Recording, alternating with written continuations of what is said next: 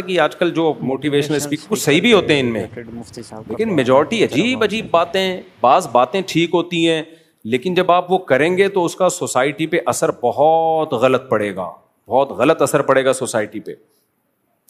اسی وجہ سے ہمیں قیصر احمد راجہ پسند ہے. قیصر احمد راجہ جو ہے نا، وہ آج کل کے نام لحاظ لبرلز کے خلاف بہت خاندانی اور بہت مضبوط لب و لہجے میں کام کر رہے ہیں. آپ ان کی ویڈیو کو زیادہ سے زیادہ سوسائٹی میں پھیلائیں. تو اللہ تعالیٰ نے ہمیں جو دین اور مذہب دیا، یا ایھا الذین آمنوا ادخلوا فی السلم کافۃ، تو میں حدیث پیش کی تھی آپ کے سامنے. نبی صلی اللہ علیہ وسلم نے ارشاد فرمایا کہ ذاق طعم الایمان من رضی باللہ ربا. پورا جو مسلمان ہوگا نا اپنے آپ کو مکمل اسلام کے حوالے کر دے گا، تو آپ صلی اللہ علیہ وسلم نے فرمایا وہ ایمان کی مٹھاس چکھ لے گا. تو ہم ایمان کی مٹھاس کیوں نہیں چکھ رہے؟ ہم آدھے تیتر آدھے بٹیر والی پالیسی پر عمل کر رہے ہیں. تو اپنے آپ کو مکمل حوالے کیسے کریں گے ہم؟ دیکھو اللہ تعالیٰ نے آدم علیہ السلام اور شیطان کا واقعہ قرآن میں بار بار کیوں بیان کیا؟ جب اللہ تعالیٰ کی طرف سے شیطان کو آرڈر آیا تو شیطان نے ماننے سے انکار کر دیا. اس کی لاجک پوچھی. تو جو اہل ایمان لوگ ہیں ان کو جب اللہ کی طرف سے کوئی حکم دیا جاتا ہے وہ بس اللہ کے آرڈر پہ لبیک کہتے ہیں، اس کی حکمت اور علت جاننے کی کوشش نہیں کرتے.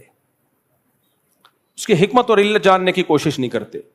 اس میں اتنا سکون ہے، اس لیے مسلمان کے پاس ایک ٹریک ہے، سیدھا راستہ ہے جس پہ وہ چلتا چلا جائے. غیر مسلم کے پاس سرے سے راستہ ہی نہیں ہے. وہ اس مادی ترقی کو ہی سب کچھ سمجھنے لگا ہے،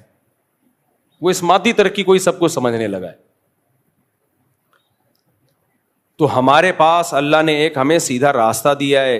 اس راستے میں اللہ نے ہمیں 5 نمازیں فرض کی ہیں، اس راستے میں اللہ نے ہمیں رمضان کے روزے دیے ہیں، اس راستے میں اللہ نے اپنا ریلیشن بھی بتایا اور مخلوق کا ریلیشن بھی بتایا.